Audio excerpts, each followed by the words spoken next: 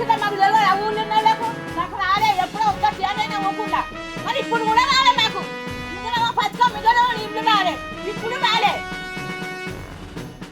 నీకు ఒక్కదాని కోసం ఇల్లు ఎందుకని అంటే నేను సత్య చెట్లు ఉండాలి, ఎవరు ఉండాలి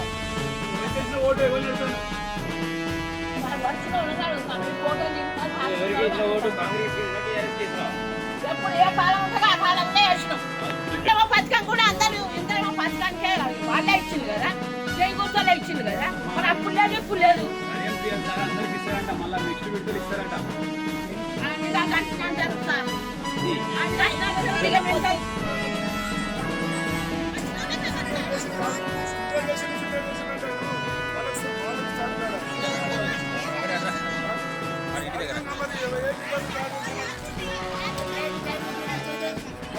ఎంక్వైరీ చేసి లిస్టు తయారు చేయాలి.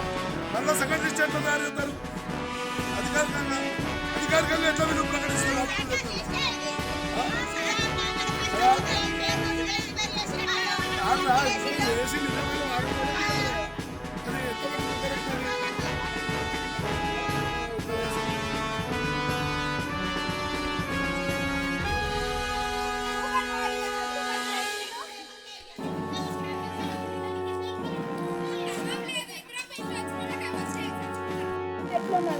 బయట ఎట్లా పడుతుందో లోపల ఎట్లా పడుతుంది సార్. మాకు అబద్ధం అదిగా తీసుకోవాలని లేదు సార్. ఏదో ఇవ్వండి పర్వాలేదు.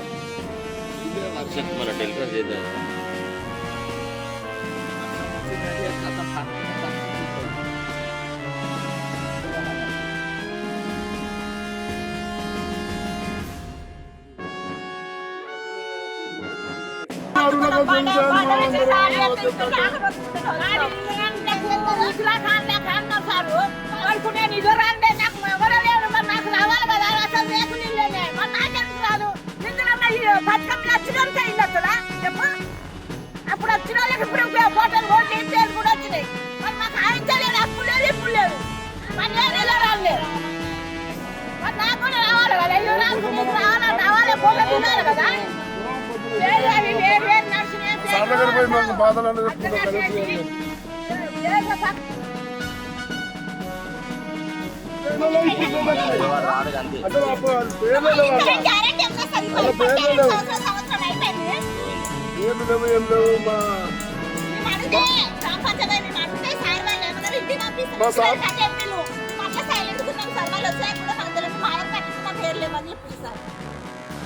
అందరూ ఒకట ప్రకటించిన ఇల్లు బరాబర్ రాలేదు.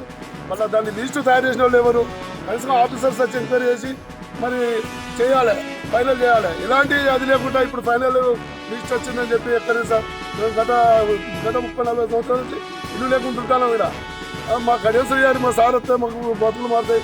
మనం ఇక్కడ బోర్ వేయించిండు, మాకు ఒక అది అనుకొని మేము ఆధారం ఉంటుందని మేము అనుకుంటే మాకు ఇల్లు రాకుండా చేశారు సార్. ఇప్పుడు లిస్టులో రాలేదు, గ్రామ సభల్లో ప్రకటించారు ఇల్లు వచ్చిందని. ఇప్పుడు మరి మేము మా సార్ ఇప్పటికైనా మా మీద దయ చూపి మాకు న్యాయం చేయాలి సార్. ఎమ్మెల్యే సార్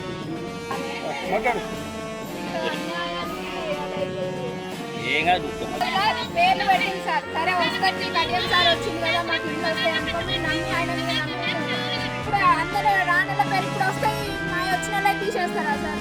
ఎక్కడ న్యాయం చెప్పండి. బయట ఎట్లుంటామో లోపల అట్లుంటుంది సార్ మా పరిస్థితి. ఇంత అన్యాయంగా ఎక్కడ అయితే లేదు కదా సార్. వచ్చిన వాళ్ళకి ఎంగ్రామ్ వచ్చిన వాళ్ళకి వస్తాయా?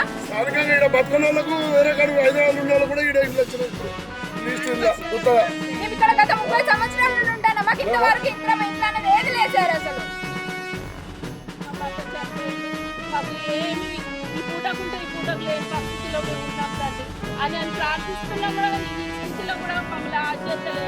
కాంగ్రెస్ పక్షం ఉన్నారనుకోని వచ్చిందని అనుకోని మేము ఎంతో ఆనందంతో ఉండాలని మాకు ఇలా ఇల్లు రాకుండా ఈ పరిస్థితి ఏందని అనుకుంటాను తండ్రి. మీరు చెప్పాలి, ఆయన కూడా చెప్పాలని అనుకుంటాను.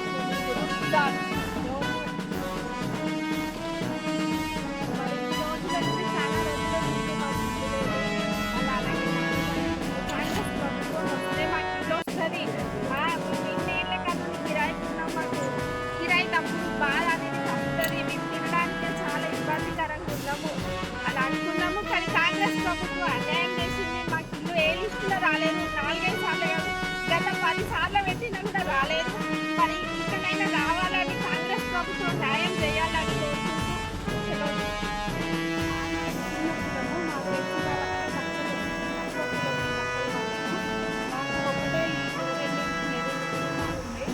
మాకు ఇల్లు లేదు, మాకు ఇల్లు లేదు, నేను డబుల్ బెడ్రూమ్ పెట్టిన డబుల్ బెడ్రూమ్ రాలేదు.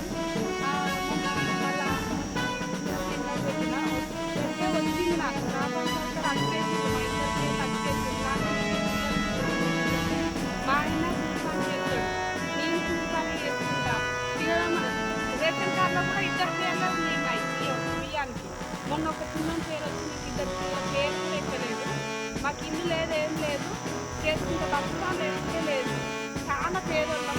మాకు ఇక్కడ ధైర్యం కొడుతున్నాం, అది వచ్చింది ఆల్రెడీ పేరు వస్తుందని నేను ధైర్యంగా ఉన్నా. ఇప్పుడు వచ్చి రాలేదని సార్లు అందరూ అంటాను. నేనేం చేయాలి?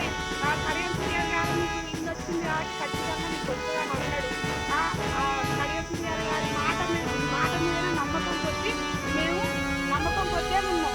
ఆ సారే ఏం చేస్తాడో మమ్మల్ని ఆ సార్కు రేవంత్ రెడ్డి సార్కు నమస్కారం చెప్తున్నాం. మాకు కొంచెం సహాయం చేయాలని మేము కోరుతున్నాం. చాలా పేదవాళ్ళము, కావాలంటే ఇంక్వైరీ చేసుకోండి, మా ఆధార్ కార్డు కొట్టండి. మాకు ఇల్లు లేదు, మాకు ఏది లేదు, చేసుకుంటే ఒక్కటి చేస్తేనే బతుకుడు.